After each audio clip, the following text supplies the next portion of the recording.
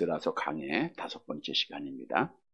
에스라서는 이스라엘 백성들이 하나님을 잘 섬겨야 되는데 하나님의 복을 잃어버리고 은혜를 잃어버리고 우상숭배하다가 북이스라엘은 아수르에 망하고 또 아수르가 바벨론에게 망하죠. 또 남유다는 결국 바벨론에게 망하게 됩니다. 그런데 하나님께서 선지자를 통해서 70년 만에 너희가 돌아올 것을 약속을 했습니다. 근데 우리 하나님은 여호와 하나님, 약속을 지키시는 하나님이세요. 그래서 고레스 왕을 통하여서 이스라엘 백성들을 다시 본국으로 이스라엘로 돌아오게 하시고 하나님의 성전을 다시 건축하게 하는 그러한 내용을 기록하고 있는 것이 에스라서의 말씀입니다. 이제 지난 21절에서 35절까지는 바벨론에서 귀화한 자들의 수요를 출신지별로 그리고 가족별로 이렇게 숫자를 소개했습니다. 36절에서 58절까지는 예루살렘 성전을 재건하기 위해서 스룹바벨과 함께 바벨론으로부터 온 제사장들과 레위인과 성전 봉사자들 그리고 솔로몬 신복의 자손들의 명단과 수요가 나와 있습니다. 그 중에서도 오늘 본문은 제사장들의 수요가 나와 있어요. 오늘 귀환한 제사장들의 총수를 먼저 계산해 보니까 4,289명입니다. 이는 64절에 보면 에스라 2장 64절에 보면 1차 바벨론에서 돌아온 회중의 합계가 얼마로 나와 있어요? 42,360명이죠. 그 중에서 4,289명은 약 10분의 1에 해당하는 숫자임을 알 수가 있습니다. 다시 말하면 이스라엘 백성들 총수의 10분의 1이나 해당되는 제사장들이 돌아왔다라고 하는 거예요. 출애굽 이후에 제사장은 오직 레위 지파 중에서 모세의 형이었던 아론의 후손들에게만 특별하게 주어진 직분임을 성경은 우리에게 분명히 말씀하고 있죠. 우리 출애굽기서 28장 1절 말씀을 보겠습니다. 출애굽기 28장 1절 같이 봅니다. 너는 이스라엘 자손 중 네 형 아론과 그의 아들들 곧 아론과 아론의 아들들 나답과 아비후와 엘르아살과 이다마를 그와 함께 내게로 나오게 하여 나를 섬기는 제사장 직분을 행하게 하되 오직 아론의 후손들만 제사장이 될 수가 있어요. 근데 이들 중에서도 나답과 아비후는 다른 불로 제사를 드리다가 죽었잖아요. 그러니까 모든 지금 제사장의 후손은 엘르아살과 이다말의 후손이다라는 것을 우리가 상상이 되겠죠. 자, 그런데 중요한 사실은 출애굽 시대의 이스라엘 전체 수가 민수기에서 1장에 보니까 몇 명으로 나와요? 60만 3,550명이에요. 거의 60만이에요. 장정만입니다. 그런데 민수기에서 3장 39절에 보니까 레위인들은 1개월 이상 된 수가 22,000명이에요. 20세 이상이 아니고 1개월 이상 된 수가 22,000명밖에 안 돼요. 그렇게 비례해서 생각해도 30분의 1밖에 안 됩니다. 즉 레위인의 수가 이스라엘 12지파 수 중에서도 아주 적었던 거예요. 그런데 제사장은 그들 중에서도 레위의 아들들은 게르손, 고앗, 무라이밖에 없었잖아요. 거기 있죠? 또 출애굽기서 6장 18절을 보세요. 시작. 고앗의 아들들은 아므람과 이스라엘과 헤소반과 우시 에리오. 또 출애굽기 6장 20절. 아므람은 그의 아버지 누이 요게벳을 아내로 맞이하였고 그의 아론과 모세를 낳았다 그랬죠. 그러니까 굉장히 적은 숫자여야 함에도 불구하고 많은 숫자의 제사장이 돌아왔다고 하는 거예요. 즉 바벨론 포로 기간에 제사장들이 많이 번성했다라고 하는 사실을 증거해주고 있는 거예요. 물론 남유다를 중심으로 돌아온 백성의 수요이기도 하지만 돌아온 수요의 10분의 1이나 제사장들이 돌아왔다고 하는 것은 놀라운 하나님의 주권이요 은혜가 아닐 수 없다고 하는 것을 우리가 먼저 깨달아야 돼요. 자, 여기서 우리가 알아야 될 것이 있어요. 하나님께서는 왜 제사장들을 세웠죠? 제사장을 세우신 목적이 뭐예요? 제사를 받기 위해서. 오늘날로 말하면 예배를 받기 위해서, 영광을 받기 위해서 제사장을 세우신 거예요.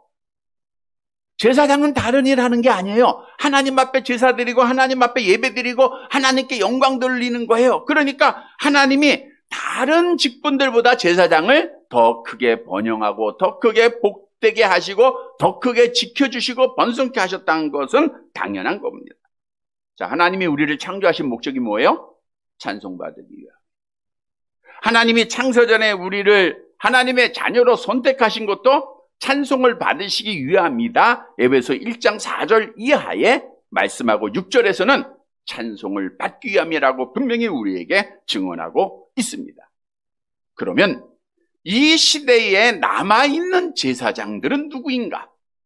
우리가 잘 알듯이 예수를 그리스도로 믿는 자들이 제사장입니다. 여러 번 말씀드렸죠? 그리스도는 세 가지 직분이 있어요. 왕, 선지자, 제사장입니다. 본래 우리가 첫사람 아담이 왕, 선지자, 제사장으로 창조를 받았죠. 하나님의 형상입니다. 잃어버렸어요. 그러나 우리가 예수를 그리스도로 믿을 때 왕, 선지자, 제사장, 하나님의 형상이 회복된다 그랬죠. 그래서 성경도 우리에게 분명히 증거하잖아요. 베드로전서 2장 9절 말씀입니다. 함께 봅니다. 그러나 너희는 택하신 족속이요 왕 같은 됐어요. 왕 같은 제사장이에요. 그러니까 나는 지금 뭐예요? 제사장이에요. 여러분, 나는 지금 제사장인 줄 믿으시기를 바랍니다. 나는 지금 제사장. 물론 우리는 아론의 후손은 아니에요. 예수님은 그리스도로 제사장이에요, 아니에요? 그럼 예수님은 아론의 후손입니까? 아니죠. 예수님은 멜기세덱의 반차를 쫓아서 제사장이 되셨다. 히브리서에 말씀하셔도 우리도 마찬가지.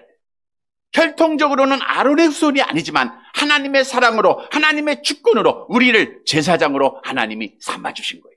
자, 그러면 하나님께서 우리를 왜 제사장 삼아주셨죠? 왜? 영광을 받으시려고, 예배를 받으시려고. 다른 거 없어요. 많은 사람들 가운데 우리를 이만큼 건강하게 하시고 이만큼 잘 살게 하시고 우리를 제사장으로 삼으신 목적은 오직 하나입니다. 예배 받으시려고. 그러니까 제사장 된 예수를 그리스도로 믿는 성도들에게 예배가 생명이요, 예배가 가장 중요한 거예요. 하나님의 영광을 드러내는 것이 중요한 겁니다. 우리가 제사장들은 그런 삶을 살아야 되는 거예요. 오늘 본문의 말씀은 제사장이 어떻게 되었는가?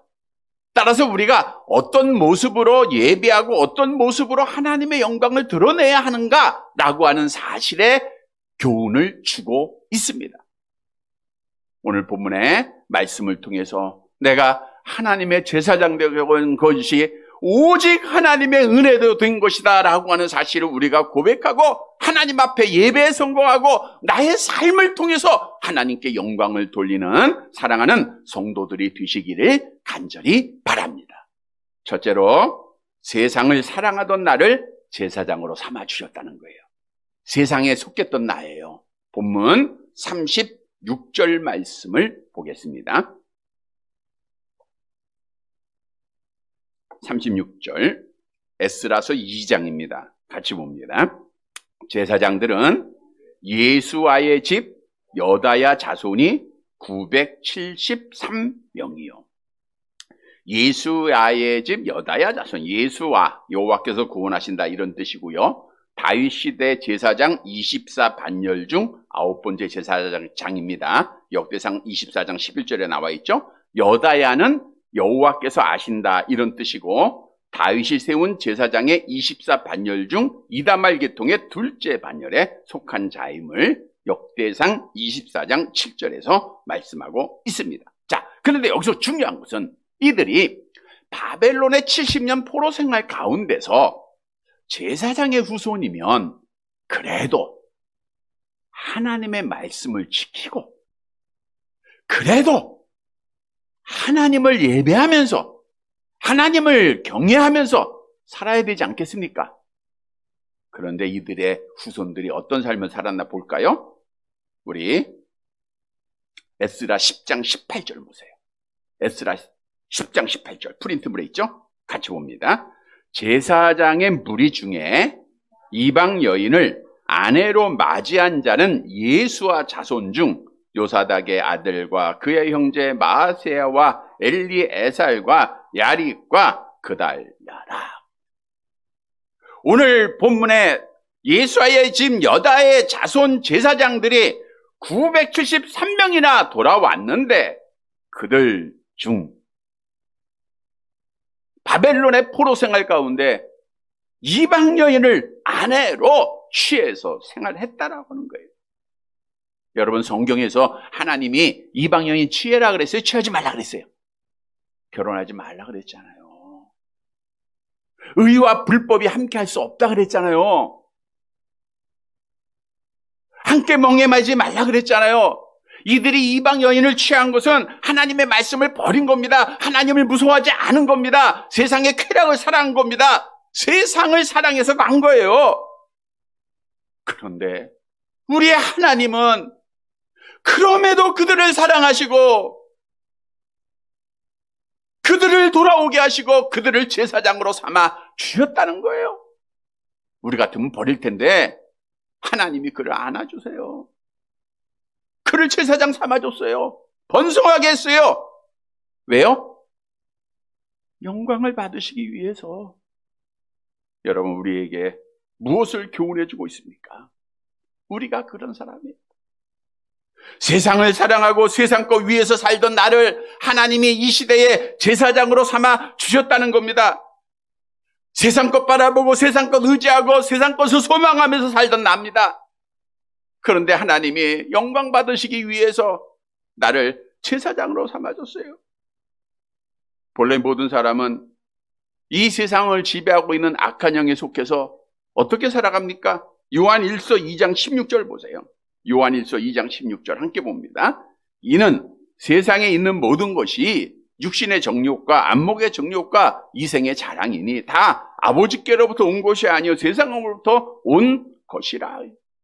이 땅에 있는 것 보세요. 육신의 정욕대로 살아가는 거 아닙니까?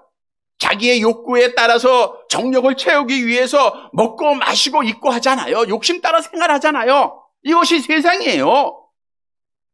안목의 정욕에 따라 생활하죠. 눈에 보이는 거 추구하는 거, 욕망에 따라 갖고 싶은 거 갖고 추구하죠.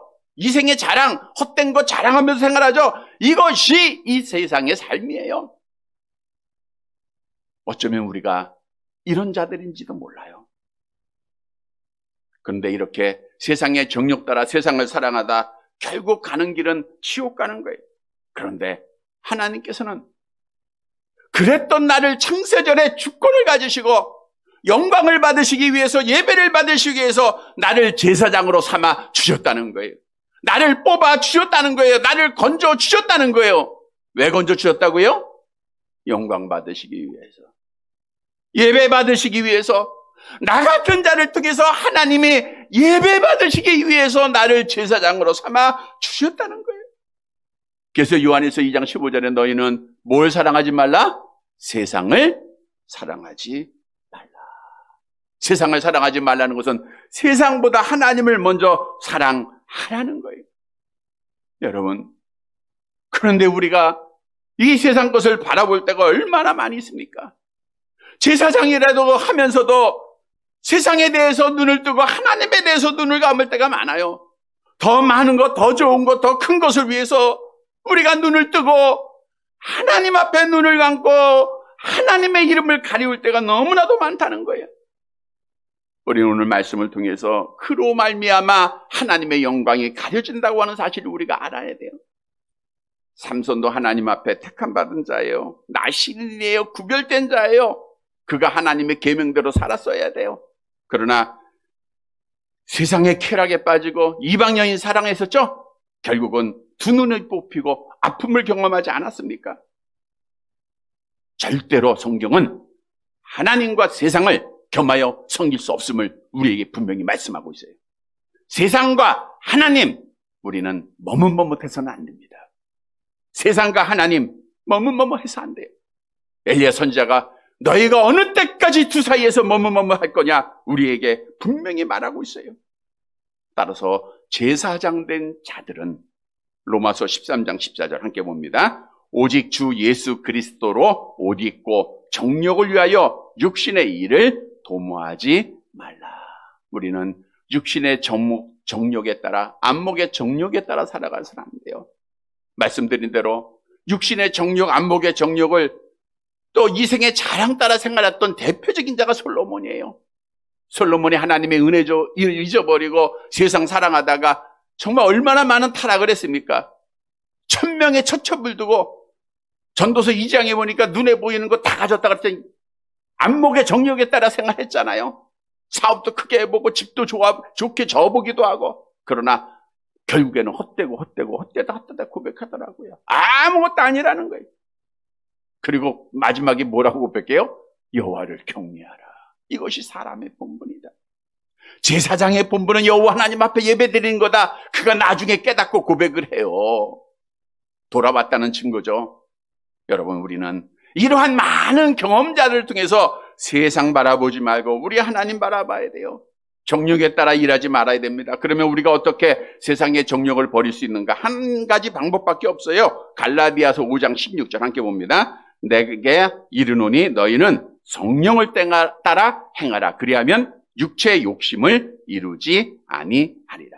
우리는 하나님이 보여야 됩니다. 하나님이 보여야 돼요.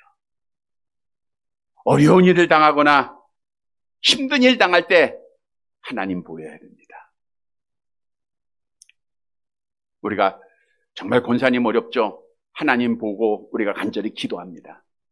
더 중요한 것은 편안할 때도 하나님이 보여야 돼요. 편안할 때도. 기독교 역사를 보면 못 살할 때는 하나님을 참 많이 봐요.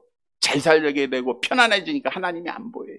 세상에 다 빠져서 오늘 오전에 말씀드린 대로 그들이 부활의 믿음이 없었기 때문에 세상으로 다 돌아간 거예요.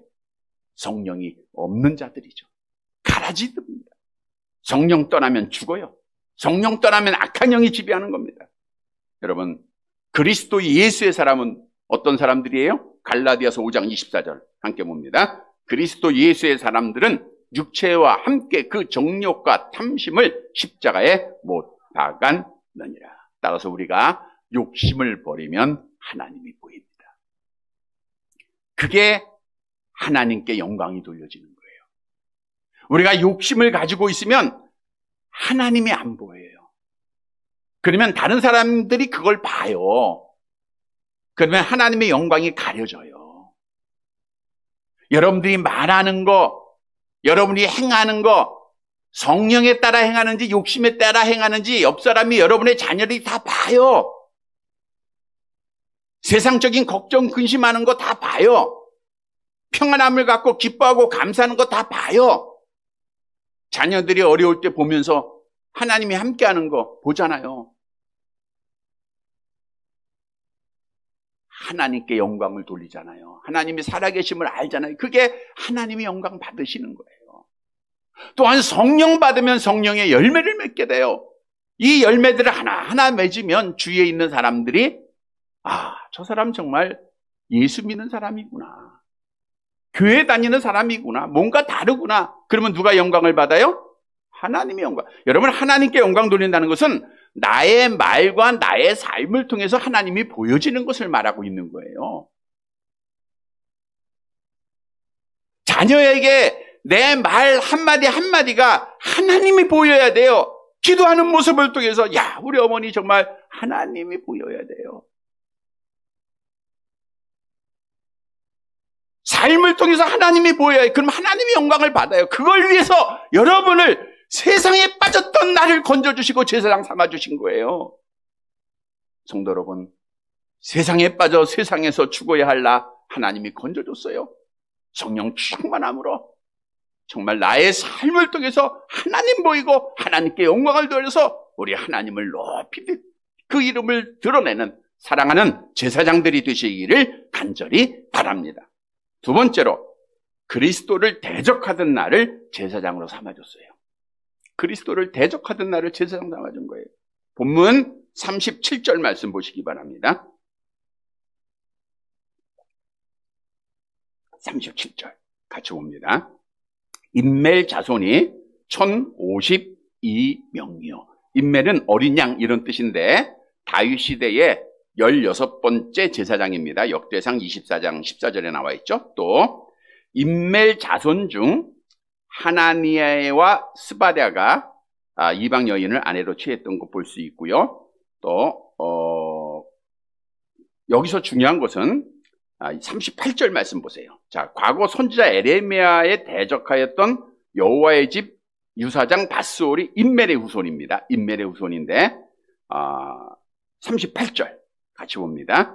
밧스올 자손이 1247명이요. 자, 임멜의 후손이 밧스올이에요. 임멜의 후손이 밧스올인데 임멜의 자손이 1050명, 밧스올의 자손이 1024명.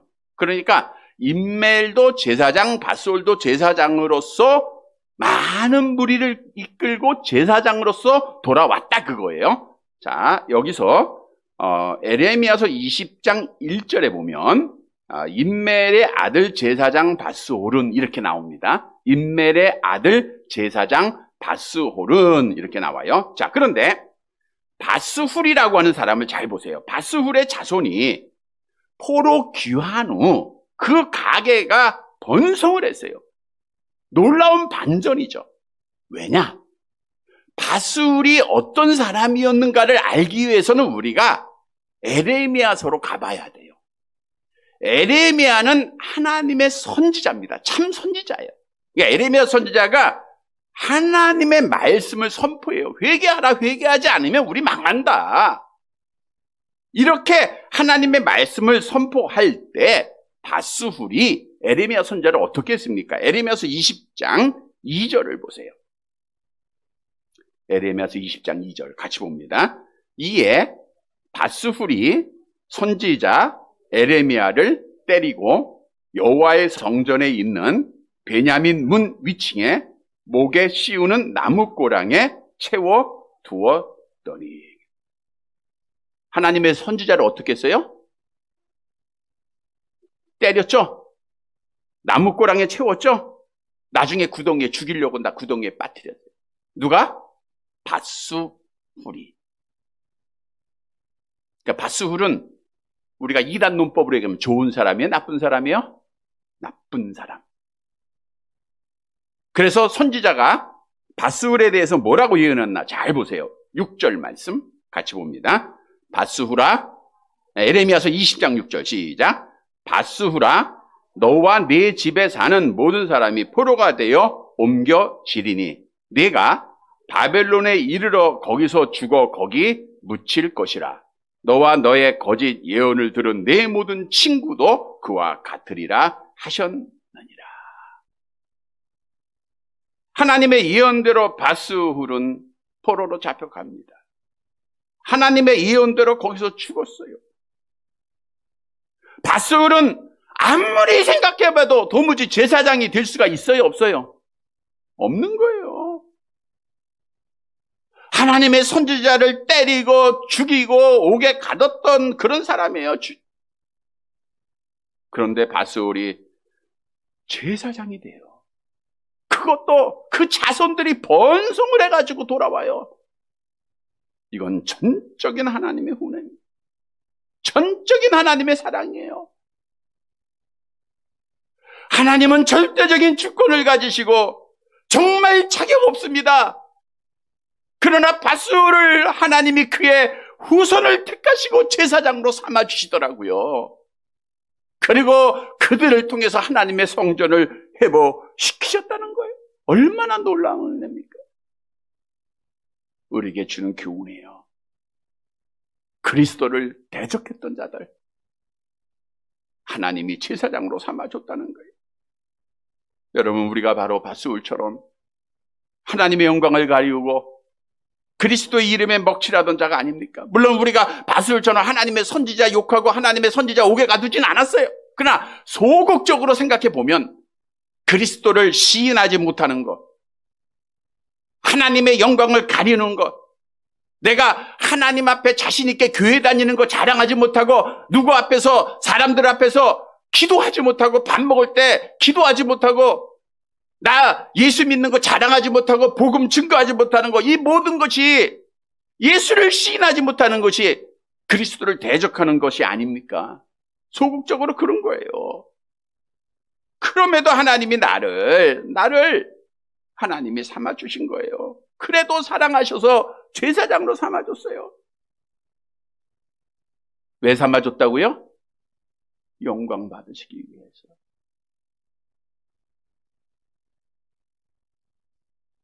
예배 받으시기 위해서, 나를 통해서 하나님 나타나 배우시기 위해서 삼아주셨어요. 우리 주님이 말씀합니다. 마태복음 10장 32절 함께 봅니다. 누구든지 사람 앞에서 나를 시인하면 나도 하늘에 계신 내 아버지 앞에서 그를 시인할 거예요. 그럼 우리가 어떻게 하나님께 영광을 돌릴 것인가? 사도 바울로 가서 답을 찾아야 돼요. 원래 바울이 사울이었을 때는 어떤 사람이에요? 스데반 집사를 죽이는데 앞장섰던 사람입니다. 사도행전 7장 58절 함께 봅니다. 성 밖으로 내치고 돌로 칠세, 증인들이 옷을 벗어 사울이라고 하는 청년의 발 앞에 두니라. 그러니까 사울이 스데반 집사를 죽이는데 증인 역할을 했어요. 또 사도행전 8장 3절에 보니까 같이 볼게요. 사울이 교회를 잡멸할세 각 집에 들어가 남녀를 끌어다가 옥에 넘기니라. 이뿐 아니잖아요. 사울이 혈기를 가지고 그리스도인들이 예루살렘에서 흩어지자 이제 대제사장의 공문을 가지고 다메섹은요 예루살렘에서 약 240km나 떨어져 있어요. 그러니까 얼마나 먼 곳입니까? 거기까지 가서 그들을 잡으려고 가는 길에 예수님을 만나요. 사울아, 사울아, 내가 왜 나를 핍박하느냐? 정말 사울은 제사장 될 수 없는 사람이에요. 그리스도인이 될 수가 없는 사람이에요. 예수 믿을 수 없는 사람이에요. 그만큼 예수 믿는 사람 죽이고 박해했던 자 아닙니까? 오늘 바스울처럼. 그런데 하나님이 절대적인 주권을 가지시고 그를 붙잡아 주십니다. 제사장으로 삼아줬어요. 그래서 사도 바울이 되어서 죽을 때까지 그는 하나님의 복음 전하면서 하나님의 영광을 드러냈어요. 여러분, 우리가 이제 이 바울처럼, 우리도 사울이었어요. 이제 바울처럼 나의 삶, 나의 말을 통해서 복음의 증인으로 하나님 앞에 영광 돌려야 돼요. 하나님이 가장 기뻐하는 거 아닙니까? 예수 구원 증언하는 자가 되어야 됩니다. 우리가 하도 증언하지 않으니까 우리 권사님을 통해서 증언시키기 위해서 우리에게 놀라운 계획을 가지고 계시죠? 우리가 지난 기도의 시간을 통해서도 말씀드렸죠? 하나님의 일을 나타내게 하십니다. 하나님의 영광을 나타내려 하십니다. 증인돼야 됩니다. 하나님의 영광을 드러내는 일이에요. 성도 여러분, 이제는 우리가 그리스도를 드러내서, 복음을 드러내서 하나님께 영광 돌리는 사랑하는 제사장들이 되시기를 간절히 바랍니다. 세 번째 대지입니다. 죄인인 나를 제사장으로 삼아줬어요. 죽을 수밖에 없는 죄인. 본문 39절입니다. 같이 봅니다.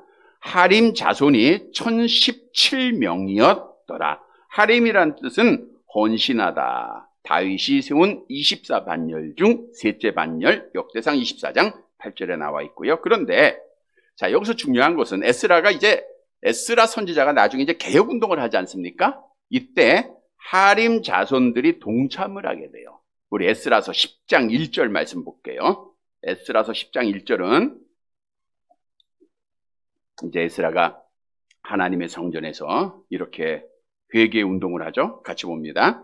에스라가 하나님의 성전 앞에 엎드려 울며 기도하여 죄를 자복할 때에 많은 백성이 크게 통곡하며 이스라엘 중에서 백성의 남녀와 어린아이의 큰 무리가 그 앞에 모인지라.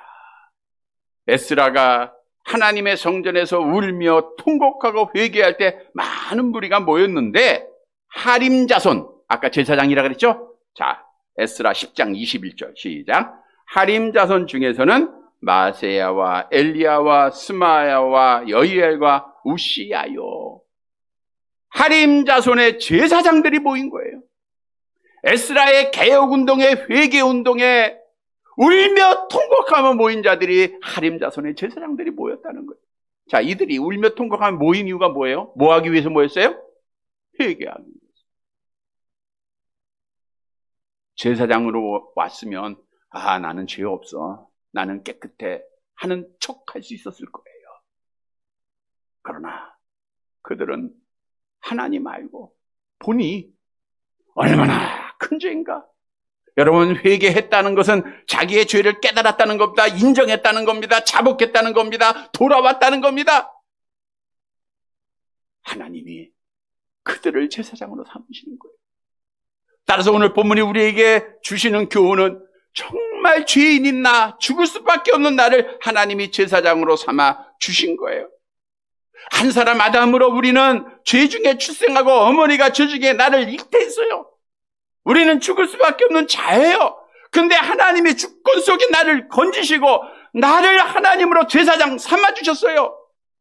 여러분, 이 타락은요, 완전 타락입니다.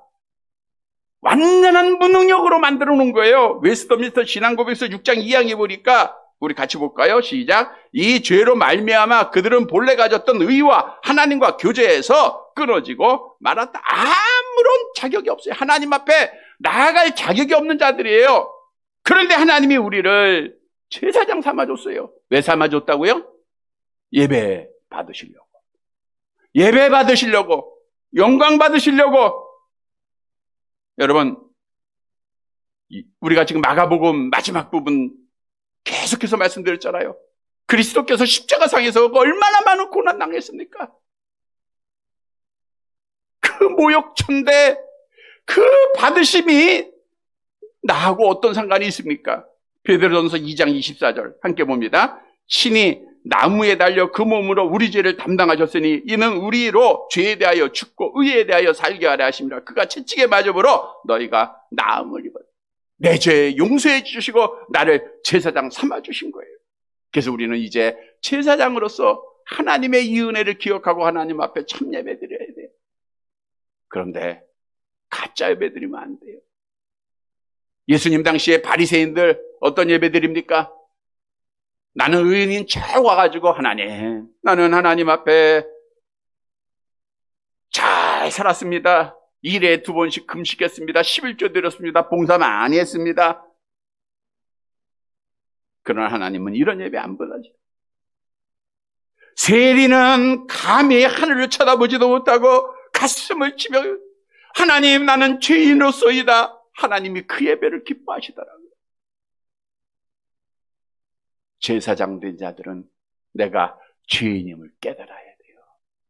날마다 하나님 앞에 나는 죄인입니다. 하나님, 나를 용서하옵소서.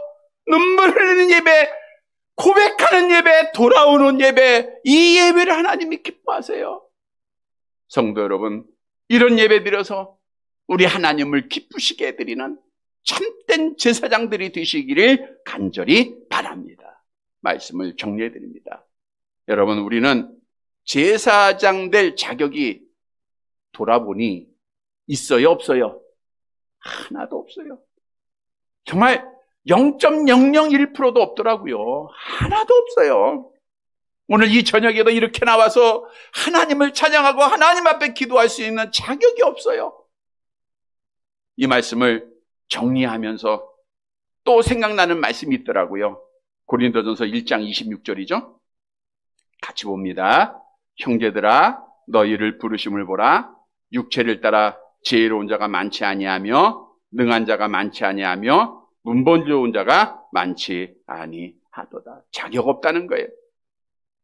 고린도전서 1장 29절 계속 봅니다. 이는 아무 육체도 아무 하나님 앞에서 자랑하지 못하게 합니다. 우리는 자랑할 거 없어요. 오직 하나님께 예배하고 하나님만 높이면 되는 거예요. 그게 제사장이에요. 성도 여러분, 누구를 하나님이 제사장 삼아줬는가? 세상에 빠졌던 나. 이제는 우리는 세상의 욕심 버리고 정욕 다 버리고 하나님 사랑해야 돼요. 그리스도를 배반했던 나, 이젠 그리스도를 증거하는 자가 되어야 됩니다. 죄인인 나, 날마다 회개 예배를 드려야 됩니다. 사랑하는 성도 여러분, 참 예배와 나의 삶으로 하나님 보여 우리 하나님께 영광 돌리는 이 시대 참 제사장들이 되시기를 주님의 이름으로 간절히 바랍니다.